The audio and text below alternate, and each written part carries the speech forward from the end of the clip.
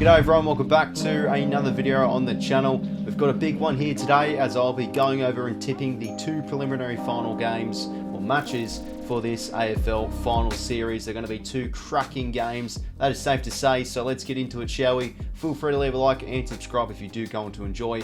But first, let's kick it off with my tips from last week. Okay everyone, my tips from last week, the semi-finals, and I did get a 1 out of 2, so at least I got a tip correct. That one being the Blues. I felt confident in Carlton again, and I did tip them again like I did back in round 22, I think, last time these sides played before this game. And they continue to do me absolute wonders. I'll bloody take it. Quite in some good form with tipping Carlton, especially against Melbourne. But yeah, really from this game, let's be honest, Melbourne should have really won this game. They really had all the black and white chances to really put on a bit of a score and maybe win by a bit of a margin, but just 9 goals 17 was never really going to win you the game of footy. Carlton were able to be really effective from stoppage. They were dangerous at ground level, and they didn't really have 𝐓𝐿 or any of those likes in the air be really strong. It was just, again, their role plays getting to work, and as I said, very effective when moving the footy and everything.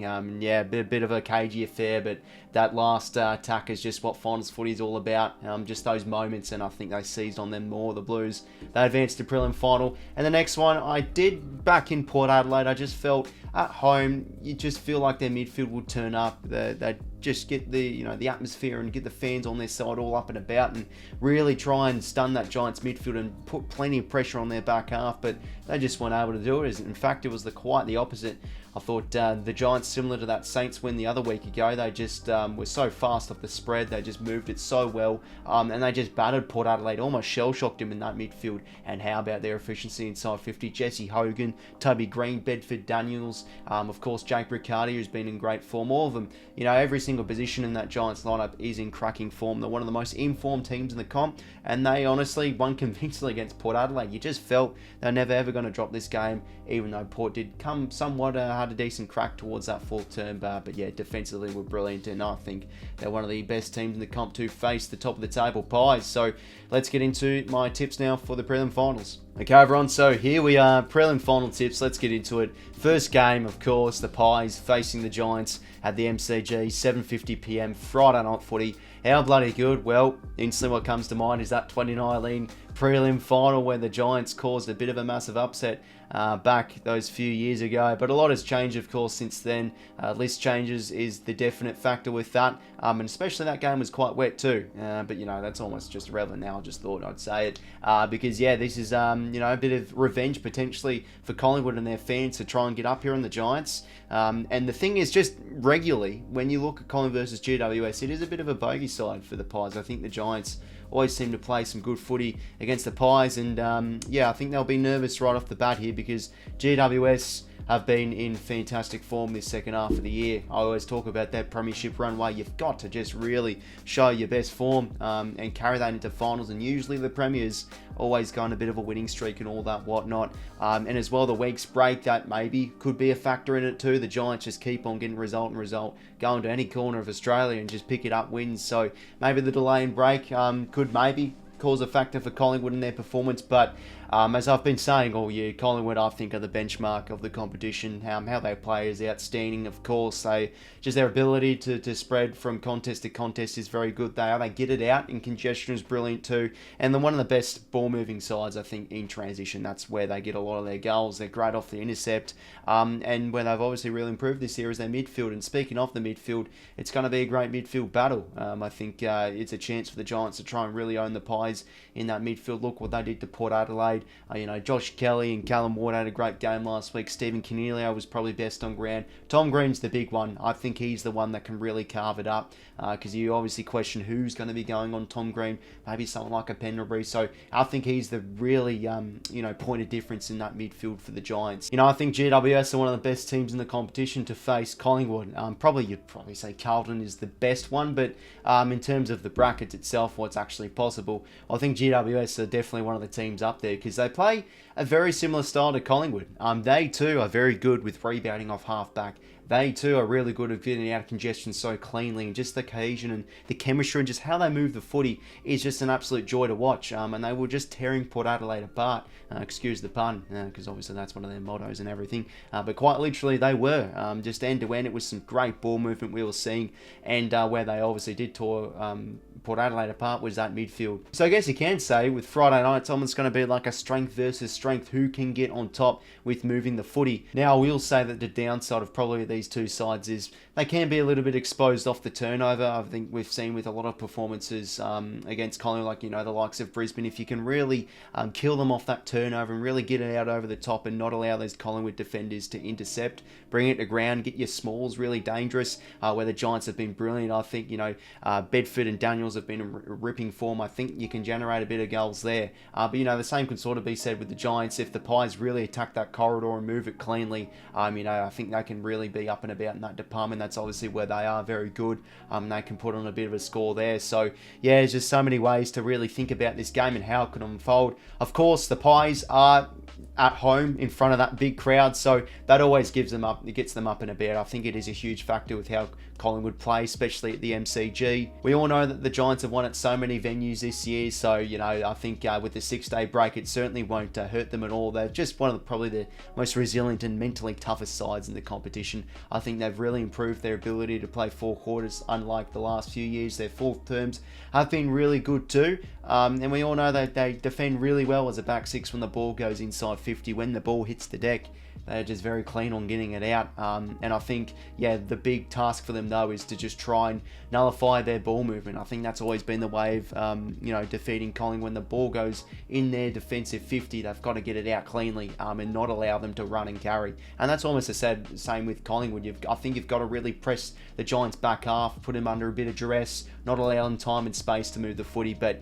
you know, you've got both sides in great form. You know, the Giants halfbacks have been brilliant. Ash and Whitfield. Nick Dacos is the big in for the Pies. That just instantly improves probably the way they go, and with transitioning the footy. Obviously Dacos loves those handball receives and loves to just paint the picture almost with how they do move it up the park. So honestly, really looking at this game just purely head to head, it's a hard one to tip because I just love how the way the Giants are going, but you've also got to fall back on Collingwood. They're the benchmark. They're very good at home, and if they can really tune it up with their style, they can, you know, they can put on a score. But I just think like the Giants definitely have the ability to nullify a few of those things, like I have stated. But, you know, the Pies off a week's break could really give them that advantage. So honestly, I can talk all day with both of these sides' strengths. You know, they're just both great sides to watch. But yeah, just the Pies of the MCG, I just feel like they're definitely going to be up and about for this game of football. But yeah, it's not against the Giants to cause it stir a bit of a ball over. But hey, the GWS definitely have the capability of trying to pick apart Collins' midfield, win the clearances, get on their terms, and be a bit of danger, I think, inside 50. But I just think with finals footy, it's always, you know, the onus is on maybe a particular club to perform and all that, and, you know, the pressure really builds. I just think in front of Collingwood's faithful, I can't see him playing a bad brand of footy. So yeah, this one I reckon will be a cagey affair. But I'm just leaning towards Collingwood. I think that extra week's break will definitely give them the upper hand here. And I think if they can really attack that corridor, I think that's where the Giants can sometimes be a little bit weak when they get those numbers forward. If you can really penetrate and expose Whitfield defensively and the likes of Ash too, and really, you know, hit their targets really well, not just lob it long, pick apart the options and just move that footy. We all know how the Pies move it exceptionally well. I think Collingwood can get up here, and they're going to be moving to a grand final. I reckon I'm going to be tipping the Pies, but again, such a 50-50 one. I'd love to tip GWS, but it's just that home factor, I think, where Collingwood will get up. And yeah, hard one to really see, but I just reckon the Pies just probably have that bit more class. But it wouldn't faze me if Giants get up here, but I'm going to be going for Collingwood. They'll move to a grand final, and I'm going to be going them by 10 points. As we now move on to the second preliminary final, we've got the Brizzy Lions hosting the Blues at the Gabba. Now, as I've said with a few times when tipping the Lions, you can almost just tip them straight away because they're yet to lose at home at the Gabba this year. Honestly, every time they've been challenged, they've even played bad footy and still won, but when they have been challenged, And they've done it a few times in the final series, of course. You know, Port Adelaide got up to a bit of a margin against them, obviously round 24. The Saints were playing good footy. It just every time it's the same thing. Just how they move the footy, and the forward half class always gets to work and they just blaze away. They've just got so much talent across everywhere across the field. But hey, the Blues are definitely coming up and about. It's going to be interesting to see what the crowd is like over there. They're definitely going to be pretty a vocal bunch, and hey, they do deserve to make a prelim final. Obviously, with how they've played, they haven't looked as convincing as a Brisbane side, but as I've been saying, Carlton have just been playing off high spirits. They've just been a great side to watch. I think, yeah, a few of their plays have really lifted in this final series. 𝐓𝐡𝐞 has been great. Sam Walsh has probably been the best player this final series so far, and they can probably allow, you know, they need a little bit more from a few plays, which shows upside. Like Charlie Curnow hasn't been in his greatest. Does 𝐓𝐿𝐼 come back in? They probably need a bit of a pack marker, especially against the likes of Andrews and Jack Payne, who are definitely good in the air. So, yeah, I think 𝐓𝐼, if he can take a few clunks, which will be important with how they do go inside 50. But yeah, where the Blues have been able to get their wins is just their effectiveness off stoppages. That's how they were able to beat the D's really last week. Every time, you know, it was going inside 50, or they were just you know, just those 50-50s they're able to win and just be that slight more efficient. And they've been a dangerous ground level side. I think you know, when there's a footy to be won, they just attack it. They hunt in numbers, and when the ball's going in there in the dangerous spots, you've got the likes of, you know, a few of those important ground level plays, Motlop always bobbing up, and 𝐼𝐻𝐿𝐼, etc. It is just the role plays really getting it done. Of course, 𝐴𝐾𝐻𝐿 has just been a match winner really 2 weeks in a row, so he's important to how they move their footy. And of course, Carlton defensively have been a really good side to watch. I thought their first 2 games in this final series, they've looked really sound as a back six. It's really led by 𝐻𝐻𝐿𝐼. I think he's the important cog back there. He's just always such a composed player, and he just reads the drop zone really well in the air, so he's going to have to be really important. Probably does go on the likes of someone like a 𝗪𝐻𝐻𝐪, but we all know Brisbane Lions forward half can be really scary. You can't let the likes of Charlie Cameron sneak out the back for a goal. Obviously there's, you know, maybe another player like Zach Bailey. He's dangerous when the ball hits the ground. He's always evasive. So yeah, Sard and Newman, there's going to have to be a few accountable plays, I think, on Saturday afternoon to really try and lock them down. But them sort of players themselves have been very good too. I think they've been able to control the game really well from half back, and yeah, just end that midfield. The midfield battle is going to be interesting.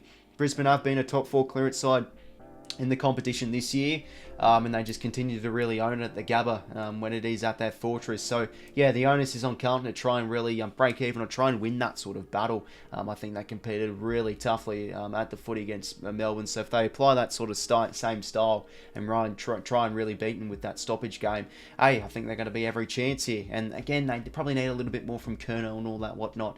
I don't know how sustainable this is going to be if their role players are just having really great games, because obviously sometimes you need a bit more from your stars. But hey, you know, Walsh, 𝐓𝐿𝐼, a few of those stars, not just Curnow, have been in great form too. But yeah, I think off the bat, I have stuck pretty convincingly convinced here with Brisbane. I mean, obviously you have to think about it a little bit more. It is such a big game. It's a prelim final, so you want to give the opposition a bit of a chance. But yeah, this just gives me 2022 prelim vibes with the Swans and the Pies. You've got a red hot side who look a little bit premature to potentially push for a tilt for a premiership like last year's Collingwood, you'd probably say, but they are capable. They're very good enough. But I just think Brisbane are just such more of a classy and polished side than probably Carlton. They've been in these sort of situations before, probably have a bit more of that finals experience. And I just look at it at home.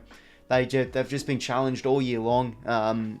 With, you know, when the game's on the table where they really need to win, they just, you know, they always find ways to score. And I think this one could maybe potentially go against the Carlton. I think it will. I think it might. I think Carlton can definitely, you know, make this game interesting. I think they can come out of the blocks really strong here. But yeah, you know, I just think Brisbane at home, they get it done. You know, they just do. I've been thinking about this game for a while, and I don't know, I just can't really see much light at the end of the tunnel on Carlton winning this game convincingly. If they do win it, I think, you know, they'll just play similar to Melbourne. They just hang in there, you know, keep the margin under maybe something like 2 goals and just chip away that margin. And maybe when that fourth term comes, you know, just they were relentless in that fourth quarter against Melbourne last week. And if they show those 1%ers, really tuck and try and win that ground level game against Brisbane, I think that's an area where they can really win. But yeah, just don't allow that forward half to really get out the back for a few goals. And when the ball hits the deck, try try and win it first, because that's where Brisbane